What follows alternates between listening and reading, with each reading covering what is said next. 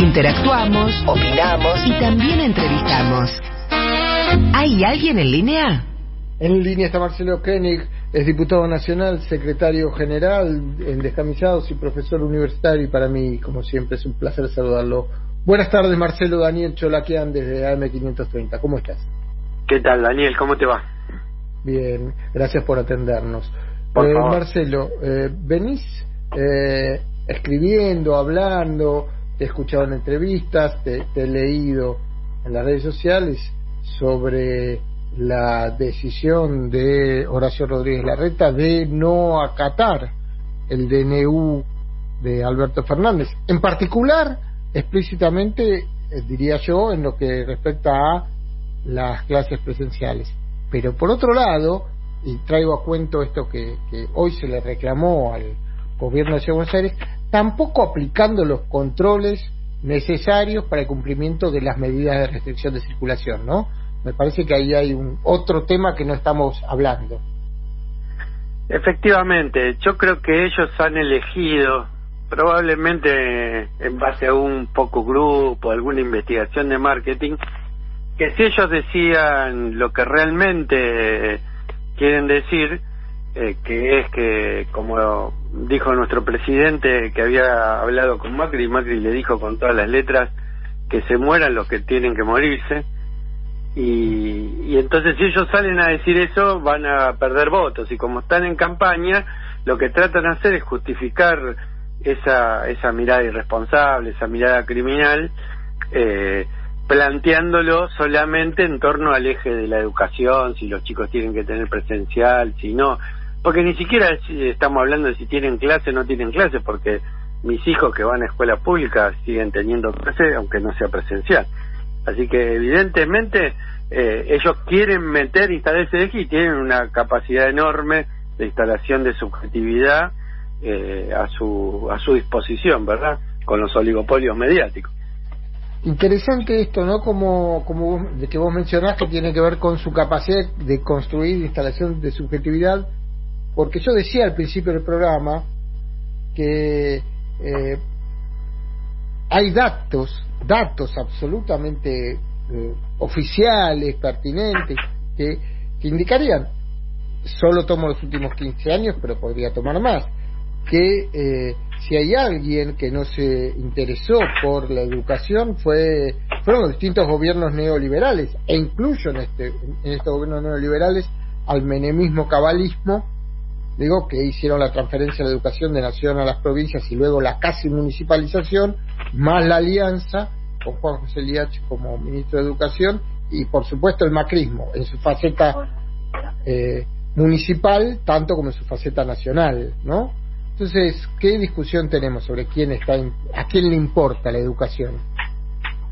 Sí, realmente hay que tener cara de piedra para decir desde una de esas versiones del neoliberalismo que están tan preocupados por la cuestión educativa, ¿no? Cuando incluso si no tenemos que irnos tan lejos y remontarnos como estabas haciendo vos con mucha precisión en la historia del neoliberalismo, sino solamente ver los datos de los últimos años del financiamiento de la educación en la ciudad de Buenos Aires, ¿no? Que es donde su bastión, donde ellos dicen que están defendiendo la educación, desfinanció la educación en un 10% del PBI. Entonces, claramente es nada más que mirá, lo dijo con todo desparpajo y con toda la impunidad que le da ser quien es, se lo dijo Moria en plena cara a Rodríguez Larreta diciéndole, estás en campaña, y él no sabía qué decir, sí, campaña de vacunación, balbuceaba, y ella dice, no, campaña política, vos estás en campaña política. Realmente, digamos, me parece que, y yo creo que esta posición, porque a muchos lo sorprende que Rodríguez Larreta haya cambiado y que parecía que hay un Rodríguez Larreta al principio de la pandemia y otro distinto ahora, y a mí me parece que eso tiene mucho que ver en realidad con la interna de ellos, ¿no? Existe un grupo más recalcitrante que lo podemos poner en Macri, en Patricia Bullrich, que son bolsonaristas, ¿no? Entonces quieren una solución al estilo brasileño, mucha restricción pero mucha represión y ninguna restricción para el capital y ninguna restricción para la pandemia, y que, vuelvo a decir, una cosa que a mí me hiela el alma, digamos, es que se mueran los que se tengan que morir. Sí, vos sabés que mientras vos decías esto, me parece que digamos, uno tendemos a creer, me hago eco de tus palabras, en esta suerte de interna de campaña, y la pregunta es, ¿cuánto puede ganar Larreta teniendo todos los días aumentos de contagios, teniendo una grave crisis sanitaria? Porque todos sabemos que los muertos se los van a endilgar a Alberto Fernández, pero Horacio Rodríguez Larreta alguna respuesta va a tener que dar. Digo, es gestor de su ciudad, y él, digamos, con estas medidas se pone en un lugar de exposición muy alto. Yo no sé si no lo están llevando ahí a exponerlo para que termine más cacheteado de lo que estaba en las sombras, ¿no? Puede ser que esa sea parte de la estrategia del sector bolsonarista, digamos.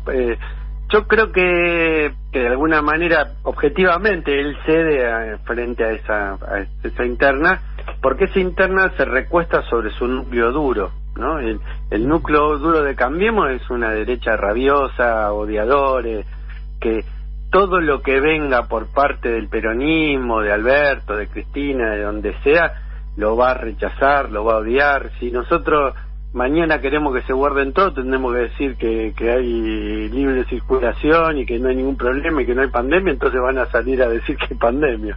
O sea, es un nivel de obtuso así. Ahora, a mí me parece que en eso hay un jueguito medio perverso de ellos, porque yo creo que esta idea tan terrible, ¿no?, de decir, bueno, de hacer campaña con los muertos, ¿no?, pensar a la contabilidad de quién van los muertos, que me parece una cosa tremenda. Yo no descarto que ellos piensen que una parte va facturada a su propia interna, con lo cual para este sector más recalcitrante es gana o gana. Sí, yo te pregunto, desde tu análisis político, Marcelo, ¿qué pasa, qué nos pasa, digo esto como responsable, como alguien que conduce un programa, cuánto esto le sirve para también impedir que se hable de otras cosas? Digo, el presidente Alberto Fernández, antes de ayer, el lunes, no antes de ayer, el lunes,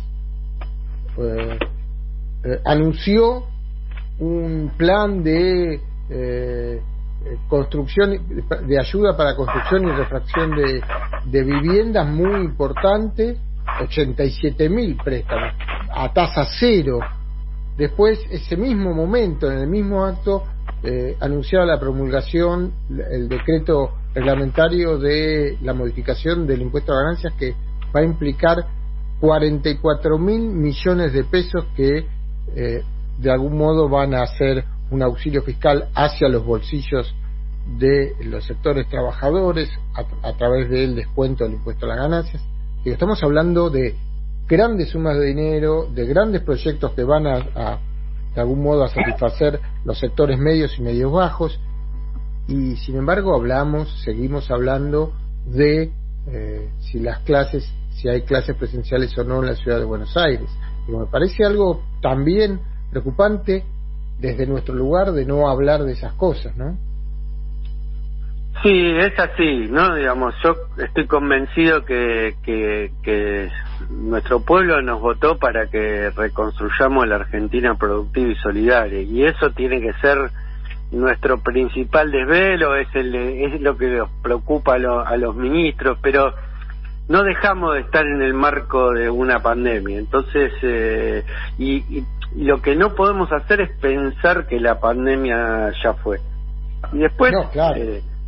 Lo que sí es cierto es que el eje de la discusión política, lamentablemente, y sobre todo mientras esos oligopolios mediáticos sigan teniendo, lo que decíamos antes, esa enorme capacidad de instalación de la subjetividad, y el eje de muchas cosas lo pone en eso. Por eso a mí me parece que hay que salir fuertemente a discutir también estas cosas, ¿no? Porque si nosotros no reconstruimos la Argentina y solamente paramos la pandemia, vamos a estar en un problema, porque las cifras de pobreza que hemos conocido hace relativamente poco tiempo son realmente tremendas, ¿no?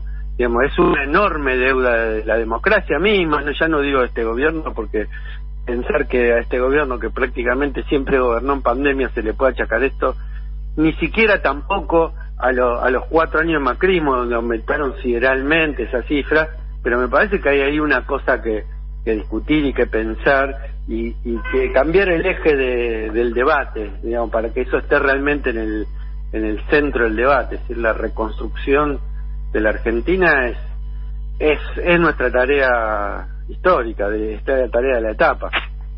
Sí, ya lo creo, y también es la tarea de quienes hacemos comunicación, darle el lugar que se merece a ese debate, porque es central para el tiempo que viene, sin por eso, como decías, olvidarnos de la pandemia. Muchas gracias, Marcelo, por esta charla, y seguiremos hablando.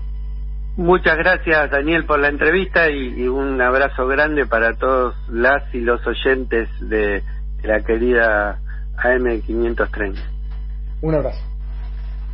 Hablábamos con Marcelo Koenig, diputado nacional, secretario general.